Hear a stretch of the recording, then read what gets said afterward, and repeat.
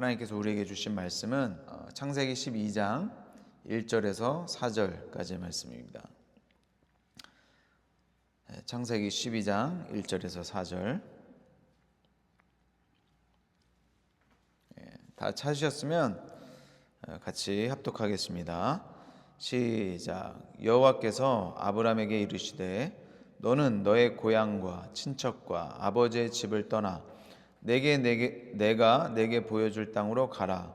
내가 너로 큰 민족을 이루고 내게 복을 주어 내 이름을 창대하게 하리니 너는 복이 될지라. 너를 축복하는 자에게는 내가 복을 내리고 너를 저주하는 자에게는 내가 저주하리니 땅의 모든 족속이 너로 말미암아 복을 얻을 것이라 하신지라. 이에 아브라함이 여호와의 말씀을 따라갔고 롯도 그와 함께 갔으며 아브라함이 하란을 떠날 때에 75세였더라. 아멘. 우리 사랑하는 말씀교회 성도 여러분, 우리는 지난 2주간 성경 전체를 관통하는 거대 서사 구속사를 시작했습니다.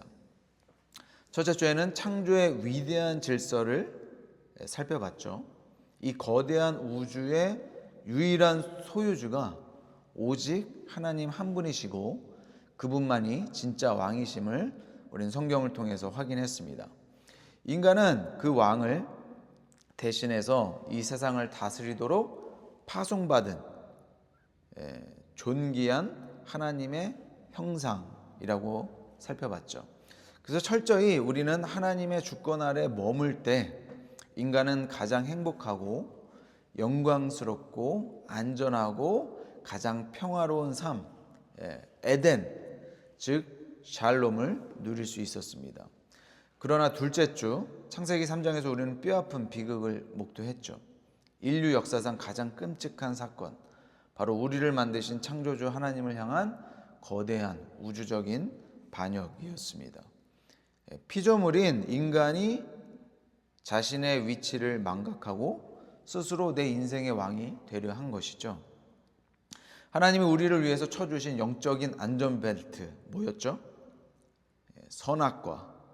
이 선악과를 먹음으로 그 영적인 안전벨트를 스스로 끊어버린 겁니다. 피조물이 창조주를 향해서 오만한 독립을 선언한 것이죠. 근데 그 참혹한 결과가 무엇이었어요? 사단이 약속한 생명과 자유가 아니라 영적인 죽음이 찾아왔습니다. 끔찍한 수치심과 하나님을 피해서 나무 뒤로 숨어야만 하는 그 비참한 두려움의 노예가 되고 만 것이죠. 인간관계는 어땠나요? 이전에 하와와 아담이 누렸던 그 사랑과 신뢰의 모든 것이 무너졌습니다. 자, 그렇다면 에덴 동산에서 쫓겨난 이후에 우리 인류의 역사는 어떻게 흘러갔나요?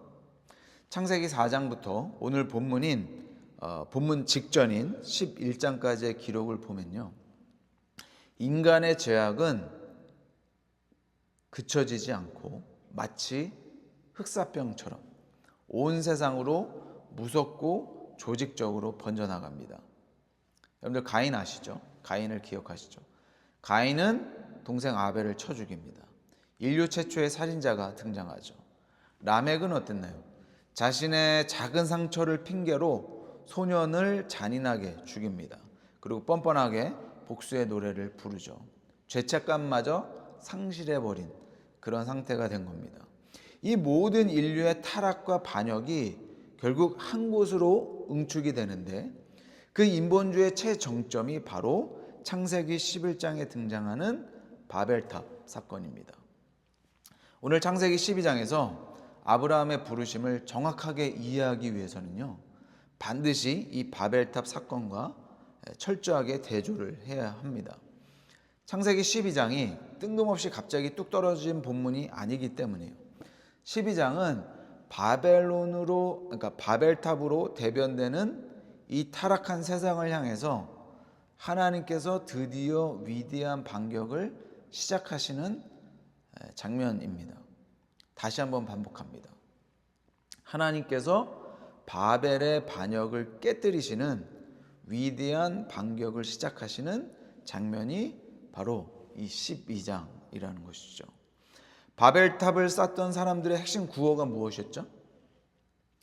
창세기 11장 4절은 그들의 타락한 영적 주소를, 현 주소를 아주 적나라하게 고발합니다. 우리 찾아서 한번 다시 볼까요? 11장 4절. 11장 4절. 또 말하되 자 성읍과 탑을 건설하여 그 탑 꼭대기를 하늘에 닿게 하여 우리 이름을 내고 온 지면에 흩어짐을 면하자. 여러분들 이것은 나중에 살펴보겠지만 아브라함을 부르시는 하나님의 세 가지의 명령과 정반대에 대치되는 겁니다. 떠나고 복이 되고 이름을 창대하게 되는 것. 그런데 이 사람들은 뭐라고 얘기해요? 하늘에 닿게 하고 우리 이름을 내고 온 지면에 흩어짐을 면하자라고 외치죠. 여러분들 우선 하늘에 닿게 하자. 이것은 단순히 고대인들의 건축 기술이 발달했다는 뜻이 아닙니다. 도시공학의 눈부신 성과를 자랑하는 구절도 아니죠. 이것은 선악과를 베어 문 것과 마찬가지로 하나님을 향한 철저한 영적 반역의 선언이었습니다. 왜 그러는가? 첫째로 그들은 탑 꼭대기를 하늘에 닿게 하자라고 했죠. 이것은 결국 통치권의 문제를 상징합니다. 성경에서 하늘은 하나님의 거룩한 처소를 상징하죠. 그런데 피조물인 인간이 자신들의 기술력으로 그 신의 경지에 도달하겠다라고 선언한 거예요. 마치 인간의 진보된 기술을 통해서 하나님과 상관없이, 하나님 없이도, 하나님의 도움 없이도 이 세상의 인간 유토피아를 만들 수 있다, 만들겠다라고 선언한 거죠. 다시는 하나님의 간섭을 받지 않겠다라는 뜻이에요. 하나님의 통치를 거부하겠다라는 오만한 선전포고였던 것이죠. 둘째로 그들은 우리 이름을 내자라고 합니다. 영광의 문제, 영광의 문제. 인생의 목적이 바뀐 겁니다.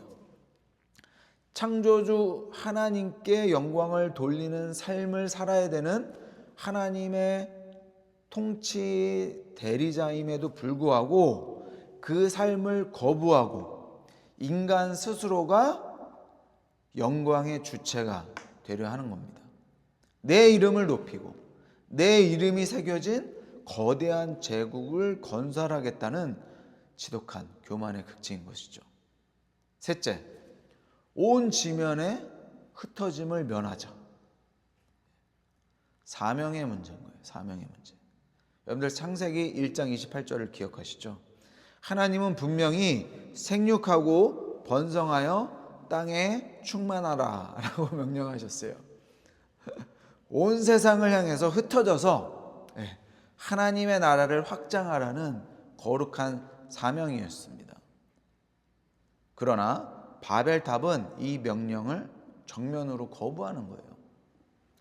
그들은 자신들만의 거대한 성벽을 높이 쌓았습니다.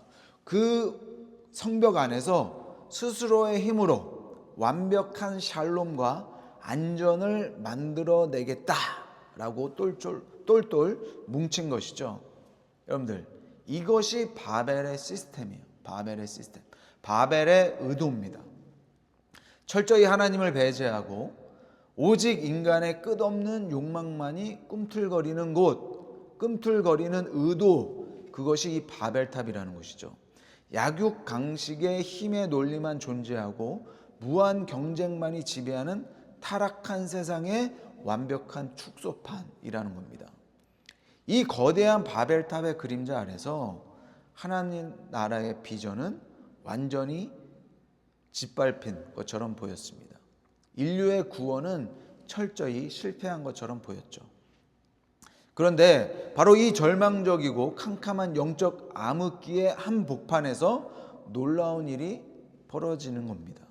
하나님의 거대 서사, 구속사가 전혀 상상하지 못한 방식으로 새로운 챕터를 열어 젖히는 것이죠.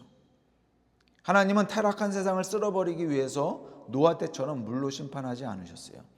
거대한 천군 천사를 동원해서 그 교만한 바벨의 제국을 단숨에 짓밟지도 않으셨습니다. 대신 창조주 하나님은 그 바벨의 영성이 가장 강력하게 지배했던 거대한 이방 도시의 한 구석을 조용히 주목하십니다.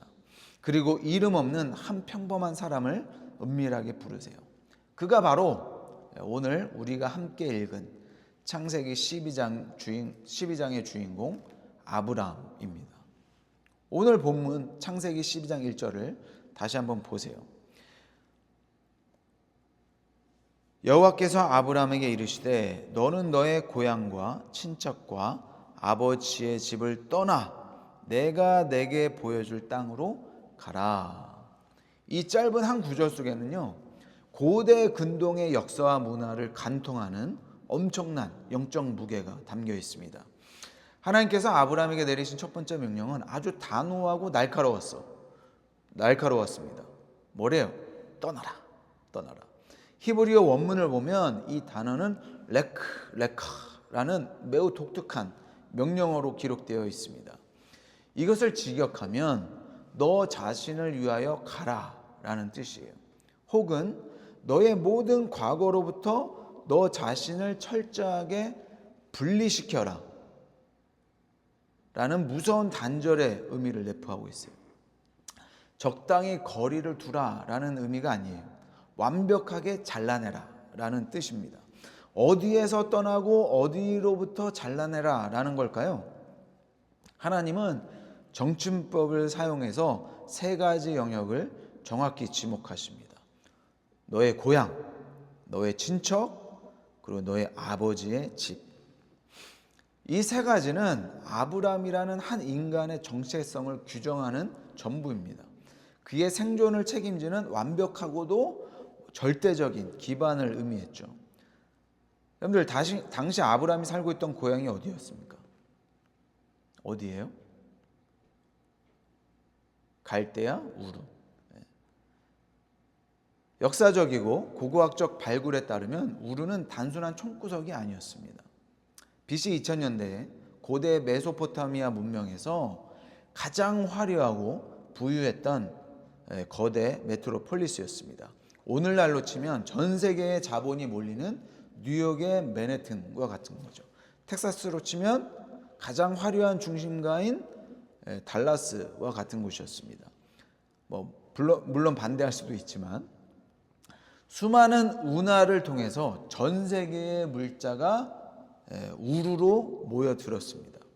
활발한 상업과 무역이 도시를 살찌웠어요. 그러나 그 눈부신 화려한 이면에는요, 끔찍한 영적 타락이 독버섯처럼 퍼져 있었어요. 우르의 도시 한가운데는 거대한 지구라트라는 신전이 높이 솟아 있었습니다. 그들은 그곳에서 난나라고 불리는 달의 신을 극진히 숭배했죠. 온갖 점성술이 난무했고요. 기복적인 우상 숭배와 미신이 도시 전체의 경제와 시스템을 완벽하게 장악하고 있었습니다. 여호수아 24장 2절을 보면요, 아브라함의 영적 배경을 이렇게 정확하게 폭로합니다. 옛적에 너희의 조상들 곧 아브라함의 아버지 나홀의 아버지 데라가 강 저쪽에 거주하여 다른 신들을 섬겼으나. 여러분들, 그래요. 아브라함의 아버지 데라는 바로 그 우상 숭배의 중심지에서 달의 신을 조각해서 파는 사람이었을 확률이 매우 높습니다. 우상 숭배는 단순히 종교가 아니었어요. 그 시대에 그들 가문의 거대한 비즈니스였습니다. 그들의 밥줄이었고 우르에서 살아남기 위한 가장 강력한 생존의 방식이었던 거죠. 따라서 아브라함에게 갈대아 우르와 아버지의 집이라는 공간은 단순히 정든 고향 마을 정도의 의미가 아니었던 거예요. 고대 근동사회는 여러분들이 알듯이 철저히 시족 공동체였습니다. 강력한 가부장적 대가족 시스템으로 움직였죠. 그래서 지금처럼 911을 부르면 경찰이 달려와서 우리의 문제와 우리의 갈등을 해결하는 그런 시대가 아니었습니다.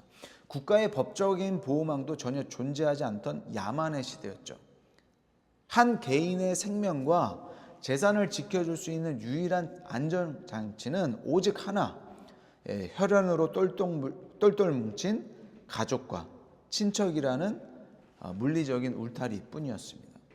그러므로 하나님께서 지금 아브라함에게 너의 고향과 친척과 아버지의 집을 떠나라 라고 명령하시는 것은 아주 두렵고 무서운 말씀이었던 거예요. 현대인들이 더 좋은 직장과 학군을 찾아서 타주로 이사를 가거나 이민을 떠나는 것과는 완전히 차원이 다른 이야기예요. 그것은 곧 너의 생존을 지켜주던 사회적, 경제적, 물리적인 안전망을 내 손으로 찢어버려라 라는 명령과도 같았던 거죠. 내가 누리던 모든 기득권을 당장 포기하라 라는 겁니다. 저 안전한 울타리 밖에 맹수들과 강도들의 위협 속으로 기꺼이 걸어 들어가라 라고 말씀하시는 부르심이었던 거예요. 고대 배경에서는요, 사실상 사회적 사형 선고와 같은 것도 사회적 사형 선고와도 같은 엄청난 명령이었던 겁니다. 지금까지 내가 너의 안전과 미래를 위해서 굳건히 의지했던 그 세상의 모든 시스템, 즉 너만의 바벨탑과 너만의 무화과 잎사귀 나무를 온전히 내려놓으라 라는 거죠. 내가 스스로 통제하려고 했던 내일의 치밀한 계획을 버려라. 오직 눈에 보이지 않는 나 여호와 하나님의 말씀만이 너의 유일한 보장으로 삼고 걸어가라. 하나님의 주권 아래에 들어오라는 믿음의 결단을 하나님은 촉구하신 거예요. 더욱 충격적인 사실은 하나님께서 아브라함에게 떠나라고 말씀하실 때 친절하게 내비게이션을 찍어주지 않으셨다는 거예요. 목적지를 명확한 지도로 보여주지도 않으셨습니다. 내가 내게 보여줄 땅으로 가라. 보여줄 땅으로 가라. 원어를 보면 이것은 철저한 미완료 시제예요. 즉 미래 시제입니다.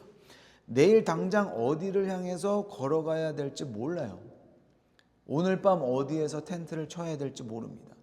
당장 내일 마실 우물이 어디에 있는지에 대한 단 1%의 정보나 보장도 주어지지 않았어요. 한 치 앞도 보이지 않는 그 안개 속으로 두 발을 걸어 들어가라라는 겁니다. 전지전능하신 하나님께서 왜 이렇게 무책임하게 보일 정도로 막무가내의 부르심을 하셨을까요? 그 이유는 구속사적인 관점에서 너무나도 명확해요.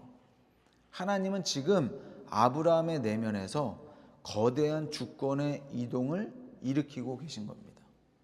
내 인생의 운전대를, 내 미래의 통제권을 나 자신에게서 진짜 왕이신 하나님께로 완전히 이양하는 훈련인 것이죠. 내가 눈으로 직접 확인해야 직성이 풀리는 태도, 내 얄팍한 지식으로 계산기를 두드리면서 살던 습관, 내 인맥과 자본으로 내 인생을 통제할 수 있다고 믿었던 그 세상의 모든 변수들을 철저하게 내려놓는 작업입니다. 부르시는 것이죠. 매일 아침 눈을 뜰 때마다 오직 하나님의 인도하심만 구해야 되는 거예요. 하늘에서 내려주시는 공급하심만 절대적으로 바라보며 걸어가야 되는 것이죠. 철저한 의존의 삶입니다. 창조주 앞에 피조물이라는 그 영광스러운 본연의 자리로 아브라함을 다시 초대하고 계신 거예요. 왜냐하면 이것만이 우리 내면의 깊은 바벨의 영성을 깨뜨릴 수 있는 유일한 방법이기 때문입니다. 이 엄청난 포기와 결단을 요구하신 후에 본문 2절과 3절에서 하나님은 아브라함과 위대한 언약을 체결하십니다. 위대한 언약. 우리 다시 한번 볼까요? 2절과 3절. 내가 너로 큰 민족을 이루고 내게 복을 주어 내 이름을 창대하게 하리니 너는 복이 될지라.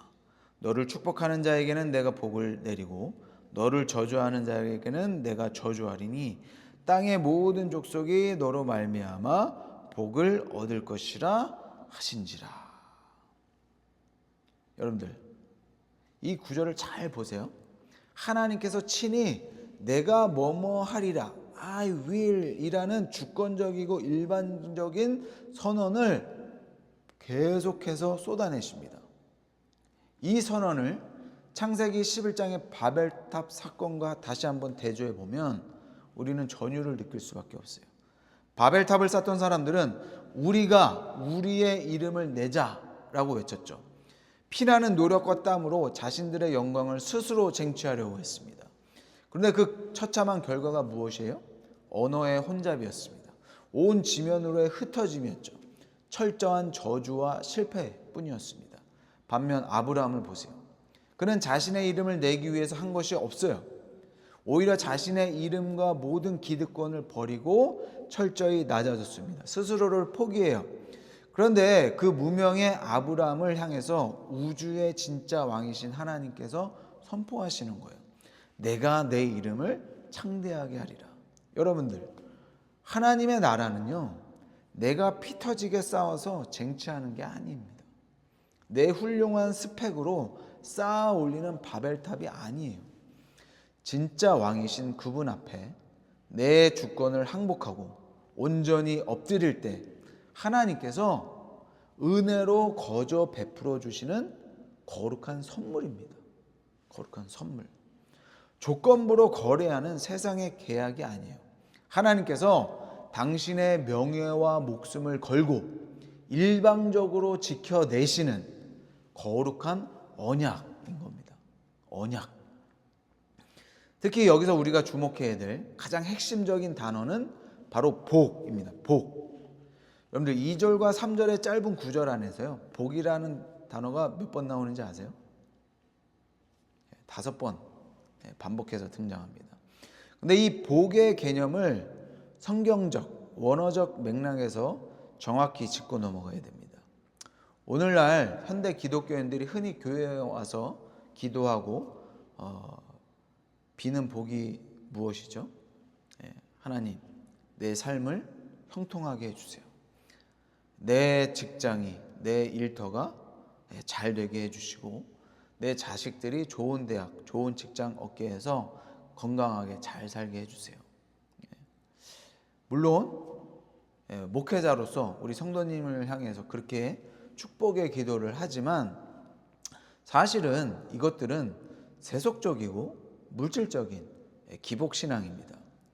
그런데 성경이 말하는 복은 그런 것이 아니에요. 거기서 그쳐서는 안 됩니다. 하나님이 아브라함에게 주시겠다고 하신 복의 진짜 정체, 그 영적인 핵심은 3절의 마지막 문장에 명확하게 새겨져 있어요. 다시 한번 보세요. 3절 마지막. 땅의 모든 족속이 너로 말미암아 복을 얻을 것이라. 복을 얻을 것이다. 너로 말미암아. 그리고 2절의 명령형 문장을 원어 그대로 지각하면 이렇습니다. 너는 복 자체가 되어라. Be a blessing. 창조주 하나님께서 갈대아 우르의 그 타락한 우상 숭배자 아브라함을 콕 집어서 부르신 목적이 무엇인지 여기서 밝히 드러나는 거예요. 오늘 우리를 이 미국 땅에서, 이 텍사스 땅에서 우리 성도님 한 분을 부르신 목적도 같은 겁니다. 하나님의 대리 통치자로서 하나님의 복을 나누는 복의 통로가 되라라는 겁니다. 우리 혼자 예수 믿고 천국 가는 것, 그것으로 끝나지 말라라는 거죠. 나 혼자 배부르고 등 따뜻하게 이 험한 세상에서 안락하게 살라는 것이 결코 우리를 부르신 목적이 아니에요. 하나님은 아브라함을 부르셨습니다. 죄악으로 썩어가는 이 타락한 세상을 다시 살려내기 위한 생명의 통로로 부르셨습니다. 바벨탑과 같은 인간의 반역으로 무너져버린 에덴을 다시 회복하기 위함이었어요. 잃어버린 하나님의 나라의 통치를 이 땅에 다시 재건하기 위한 위대한 동역자로 부르신 겁니다. 세상으로 흘러갈 이 축복의 통로로서 아브라함을 지명하신 거죠. 이것이 성경이 말하는 진짜 복의 개념이에요. 이것이 구속사의 장엄한 서막입니다. 이 아브라함의 여정을 구속사적 관점에서 끝까지 추적해 보세요. 갈대아 우르를 떠나서 가나안으로 향했던 이 아브라함의 순종의 발걸음, 그것은 수천 년의 시간을 넘어서 훗날 골고다 언덕 위에서 완벽하게 그 실체가 완성됩니다. 하나님께서 아브라함에게 약속하신 땅의 모든 족속이 복을 얻게 할 그 진정한 씨앗, 그 진정한 후손이 도대체 누구예요? 바로 참된 왕이신 예수 그리스도십니다. 여러분들, 예수 그리스도의 생애를 깊이 묵상해 보시기 바랍니다. 그분은 하늘 보좌라는 우주에서 가장 영광스럽고 완벽한 고향과 아버지의 집을 철저하게 버리고 떠나셨습니다. 죄악과 사망과 저주가 가득한 이 낮고 천한 갈대아 우르와 같은 이 세상으로 가장 비천한 모습으로 육신을 입고 친히 내려오셨죠. 자신이 창조한 피조물들에게 조롱당하셨습니다. 가장 안전해야 될 제자들에게 철저히 배신당하셨어요. 십자가 위에서 하나님 아버지로부터 완전한 버림받음과 끔찍한 단절을 홀로 겪으셨어요. 반역자인 우리를 구원하시기 위해서 십자가에서 자신의 모든 물과 피를 아낌없이 쏟아내셨습니다. 창세기 3장에 그 영원히 썩지 않는 완벽한 가죽옷을 친히 지어서 우리에게 입혀주셨습니다. 예수 그리스도의 그 절대적인 낮아지심, 십자가의 그 완벽한 순종, 그 은혜 덕분에 오늘 이방인이자 땅의 모든 족속 중 하나인 우리가 생명을 얻었죠. 영원히 죽어 마땅한 우리가 영원한 생명의 복을 거저 얻게 된 것입니다. 여러분들, 이 말씀의 위대한 구속사의 여정을 한번 우리의 삶으로 가져와 보세요. 4절 한번 읽어보겠습니다. 4절. 이에 아브라함이 여호와의 말씀을 따랐고 롯도 그와 함께 갔으며 아브라함이 하란을 떠날 때에 75세였더라. 여러분들, 여기서 아주 중요한 팩트가 있습니다. 여러분들 알다시피 하나님이 아브라함을 처음 부르신 것은 75세 때가 아니었어요. 사도행전 7장 2절을 보면 스데반 집사님이 하나님께서 이미 오래전 우상 숭배의 도시 갈대아 우르에서 그를 처음 부르셨다고 명확히 증언합니다.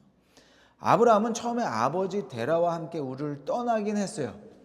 하지만 약속의 땅 가나안까지 끝까지 가지 못했습니다. 가던 길을 멈추고 중간 기착지인 하란에 주저앉아 버렸죠. 어떤 이유인지는 모르지만 하란이 어떤 곳이에요? 우르와 마찬가지로 달의 신을 섬기는 거대한 상업 도시였습니다. 아브라함은 어떤 이유에서건 그곳의 익숙함과 편안한 세상의 시스템에 다시 안주했던 것이죠. 하나님을 따르겠다고, 죄악의 세상은 떠났다고 착각했던 겁니다. 하지만 실제로는 여전히 적당한 타협지에서 머물러서 숨을 고르고 있었던 거죠. 그때 하나님께서 다시 나타나신 거예요. 75세가 되던 해 하나님은 아브라함에게 나타나셨고 아브라함은 마침내 거룩한 결단을 내립니다. 영적인 지체와 타협의 자리였던 그 하란의 자리를 미련 없이 끊어낸 것이죠. 고대 사회를 감안하더라도 75세는요, 모든 것을 새롭게 시작하기에는 너무나 늦고 두려운 나이였어요. 평생 쌓아올린 기득권과 두 번째 안전망이었죠. 하지만 그는 오직 여호와의 말씀을 따라서 담대하게 완전한 순종의 첫 발을 다시 내디뎠습니다. 내 눈앞에 보이는 든든한 환경을 의지하지 않았던 거죠. 사람의 달콤한 약속이나 자신의 오래된 경험치를 따라가지 않았습니다. 상황은 수없이 변합니다. 그러나 결코 변하지 않는 영원한 진리가 있어요. 오직 하나님의 말씀만을 유일한 나침반 삼아 멈췄던 걸음을 다시 시작하여 위대한 영적인 모험을 완성한 것입니다. 우리 사랑하는 말씀교회 성도 여러분, 쉽지 않은 이민 생활, 숨막히는 비즈니스 현장을 견뎌내면서 살아가는 우리에게 묻습니다. 오늘날 우리의 영혼을 끈질기게 붙잡고 있는 그 갈대아 우르는 도대체 어디인가? 세상을 떠났다고 스스로 위안하면서 여전히 적당히 안주하고 있는 영적인 하라는 도대체 어디인가? 우리가 창조주 하나님보다 더 굳게 의지하고 맹신하고 있는 그 견고한 바벨탑의 성벽은 도대체 무엇인가? 어떤 분에게는 그것이 밤낮으로 피땀 흘려 일구어낸 탄탄한 내 비즈니스일 수 있습니다. 치열하게 경쟁해서 얻어낸 내 직장에서의 자랑스러운 내 타이틀일 수도 있겠죠. 매달 어김없이 꽂히는 안정적인 수입, 혹은 노후를 위해서 한치의 오차도 없이 치밀하게 세워둔 완벽한 은퇴 계획. 바로 그 계획 자체가 내가 가장 굳게 믿고 있는 현대판 갈대아 우를 수 있는 겁니다. 또 어떤 분에게는 이 치열한 세상에서 내 아이가 뒤처지지 않게 하려고 온갖 스펙과 정보로 치장해주는 그러한 분도 있을 거예요. 내가 내 마음대로 완벽하게 통제하려 드는 내 사랑하는 자녀들의 성공, 그것이 내 인생의 가장 강력한 우상일 수 있습니다. 영적인 하란일 수 있는 것이죠. 여러분들, 비즈니스를 성실하게 하나님이 주신 달란트를 따라서 최선을 다해서 경영하시기 바랍니다. 중요합니다. 직장 생활에서도 여러분들 요령 피지 마시고 최선을 다하세요. 여러분들, 자녀를 훌륭하게 양육하고 아름다운 노후를 계획하는 것 결코 죄가 아닙니다. 그것은 하나님이 주신 거룩한 일상이에요. 그러나 명심하셔야 됩니다. 바로 그 계획과 소유가 내 인생의 궁극적인 안전과 구원을 완벽히 보장해 줄 것이라고 맹신하는 순간 영적 질서가 무너지는 겁니다. 그래서 그것들이 내 뜻대로 통제되지 않을 때 내 영혼의 평안을 잃어버리는 거예요. 미친 듯이 분노하고 두려움에 사로잡히게 되는 겁니다. 그렇다면 그것은 이미 하나님의 자리를 찬탈한 무서운 우상이 되어버린 겁니다. 우리는 하나님을 믿는다고 하면서 여전히 내 삶의 한가운데 거대한 바벨탑을 쌓고 있는 것이죠. 하나님은 오늘 이 예배의 자리에서 우리를 아주 단호하게 부르십니다. 떠나라. 레크. 물리적으로 보따리를 싸서 타주로 야반도주하라는 말이 아니에요. 일터를 내일 당장 그만두고 산속으로 돌아가서 기도만 하라는 것도 아닙니다. 영적인 우리의 소속을 바꿔라 라는 의미입니다. 내 영혼의 중심축을 완전히 이동하라 라는 뜻이에요. 영적인 하란에서 머뭇거리던 반쪽짜리 순종에서 떠나라 라는 거죠. 내 힘으로 모든 것을 완벽하게 통제하려고 했던 그 지독한 교만과 두려움에서 과감히 떠나시기를 예수님의 이름으로 축복합니다. 직장 생활을 하고 사업을 힘있게 운영하시되 내 인생과 이 기업, 내 가정의 궁극적인 소유주는 내가 아니라 살아계신 하나님이십니다 라고 매 순간 엎드려 고백하시는 우리의 복된 성도님들 되시기를 예수님의 이름으로 축복합니다. 눈앞의 작은 이익을 위해서 수단과 방법을 가리지 않는 세상의 바벨론적 방식을 버리시기를 바랍니다. 당장 경제적인 손해를 보더라도 하나님의 정직한 원리와 십자가의 가치로 일터를 당당하게 살아내 보시기를 예수님을 축복합니다. 자녀의 미래를 내가 다 책임져야 된다는 부모로서의 오만한 통제권을 다 내려놓으시기 바랍니다. 하나님의 광대하신 언약의 손에 우리 아이들의 삶을 겸손히 그리고 완전하게 위탁하세요. 하나님께서 왜 여러분을 이 치열한 직장과 비즈니스 현장에 심어 두셨습니까? 왜 이 이민사회에서 부르셨나요? 나 혼자 돈 많이 벌어서 세상에 스펙을 쌓고 안락하게 살라고 주신 환경이 결코 아닙니다. 하나님은 여러분의 그 평범하고 때로는 눈물나게 지긋지긋한 일터를 거룩한 전초 기지로 삼기를 원하세요. 타락하고 이기적인 세상 한가운데서 십자가의 은혜와 복음을 흘려보내는 거점이 바로 여러분이 계신 그 삶의 자리입니다.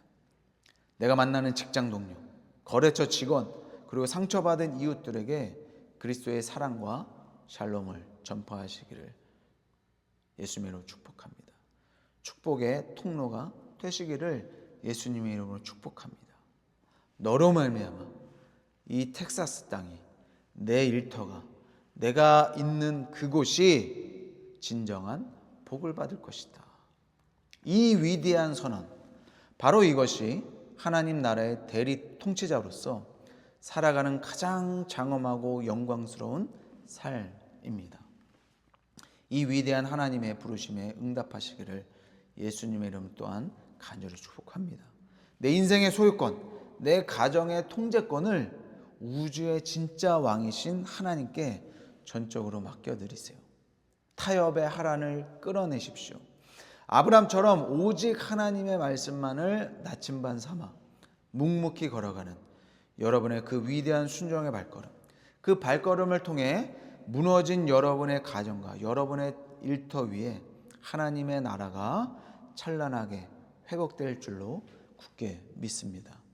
이 주신 말씀을 기억하면서 함께 결단하면서 기도하시겠습니다.